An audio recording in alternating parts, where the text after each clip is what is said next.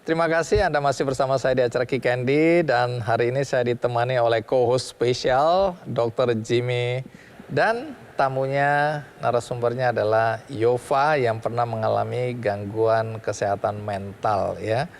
Nah, Yova, waktu kamu kembali sekolah, guru-guru kan yakin bahwa kamu cerdas, kamu mampu mengikuti pelajaran, tidak harus tinggal kelas dan itu terbukti.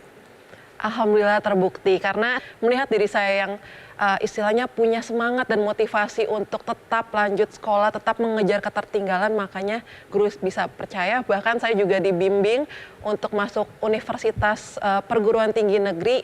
Alhamdulillah juga sudah masuk Universitas Indonesia saat ini. Oh, kamu sekarang di UI ya? Betul. Ambil apa? Hubungan masyarakat, public relations. Sekarang yang jadi pertanyaan banyak orang tentu adalah, kan biasanya nih ya dok ya, orang pernah mengalami gangguan kejiwaan atau pernah dirawat di rumah sakit jiwa, kalau bisa dia sembunyikan mati-matian itu jangan sampai ada orang yang tahu. Aib kata Bang Andi. Aib, iya betul.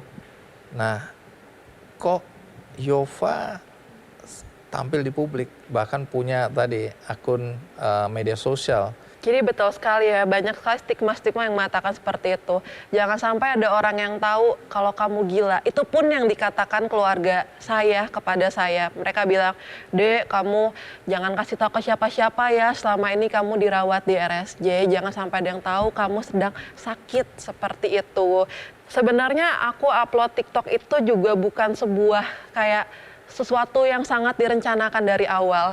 Justru itu awalnya tuh cuma iseng gitu, bisa dibilang tuh iseng karena aku resah banget sama stigma-stigma orang yang seperti tadi mengatakan bahwa orang yang pernah masuk RSJ itu orang gila, nggak bisa diajak kontribusi apapun, bahkan serem gitu, seperti ODGJ yang terlantar. Aku nggak suka banget sama stigma-stigma kayak gitu. Akhirnya aku bikin satu TikTok tadi yang aku bilang, hey, buat kalian yang masih suka ngejokes atau bercandain orang gila atau tentang jokes-jokes kesehatan mental lainnya, lihat nih ada mantan pasien RSJ yang berhasil masuk UI, seperti itu. Jadi dari situ aku mulai viral, aku mantapkan di dalam hati aku ingin menggunakan platform TikTok aku itu @rsjsurvivor dan Instagram @pasti.id untuk terus menyebarkan awareness tentang kesehatan mental, untuk mematahkan stigma-stigma negatif terkait kesehatan mental. Nah, kamu kan kemudian secara umum diketahui bahwa kamu punya pengalaman, punya masa lalu urusan gangguan kejiwaan. Bagaimana reaksi orang tua ketika tahu kamu muncul ke permukaan di media sosial dan jadi viral? Baik.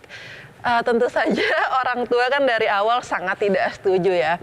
Jadi orang tua tuh nggak punya TikTok lah, istilahnya nggak punya TikTok. Tapi mereka baru tahu ketika aku akhirnya diundang jadi pembicara, saat itu diundang menjadi speaker di webinar, diundang ke podcast artis gitu. Jadi orang tua tuh taunya dari situ, bahkan pernah masuk TV juga. Jadi orang tua taunya dari situ, dan bahkan awal-awal tuh orang tua sama sekali nggak ada yang mau nonton.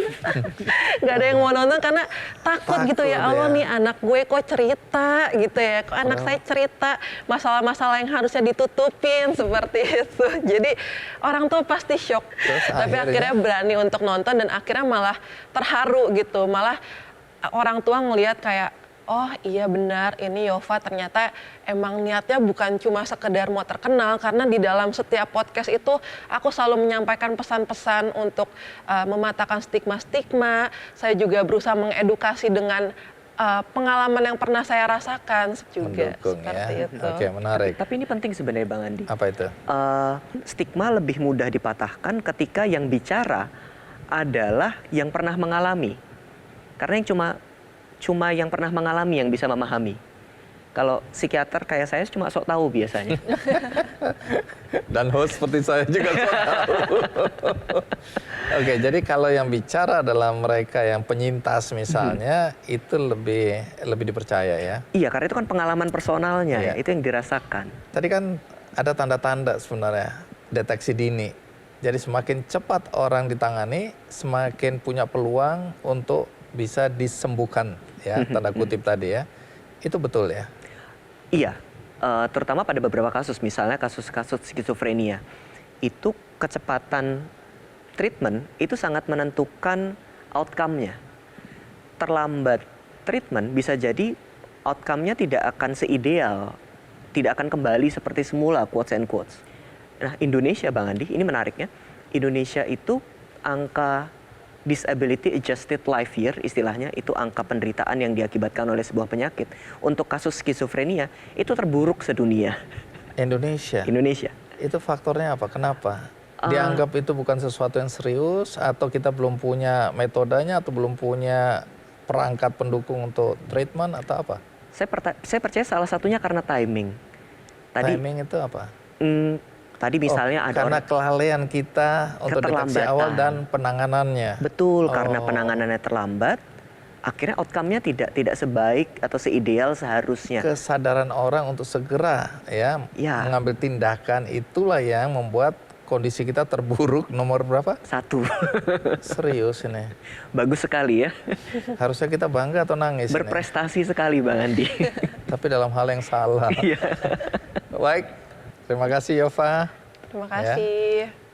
Terima kasih untuk kontribusinya, terima kasih untuk ceritanya, dan terima kasih untuk dukungannya terhadap siapapun yang juga mengalami masalah seperti yang Yova alami ya. Terima kasih banyak. Dokter, masih semangat menemani saya? Masih. Abis ini kita ketemu tamu istimewa juga. Jadi dia ini awalnya itu punya panggilan, calling untuk membantu orang dengan gangguan jiwa yang berkeliaran di jalanan. Ternyata belakangan dia didiagnosa juga mengalami gangguan kesehatan mental. Jadi awalnya dia membantu, tapi terkena pada dirinya sendiri juga. Bukan nular ini. Bukan. Tapi dia juga mengalami hal yang sama, tapi justru apa yang terjadi pada dirinya dan pengalamannya seperti itu yang kemudian memberikan manfaat yang dia lakukan hari ini. Nah, persoalannya apa yang dia lakukan, itulah yang akan jadi cerita kita. Karena itu tetaplah di Kick Andy, saya akan segera kembali. Dan saya bingung mencari adakah orang yang tidak gila. Oh, jadi kami berdua ini? Gila sama. Tapi dari konteks keilmuan kata-katanya Pak Nur Hamid benar.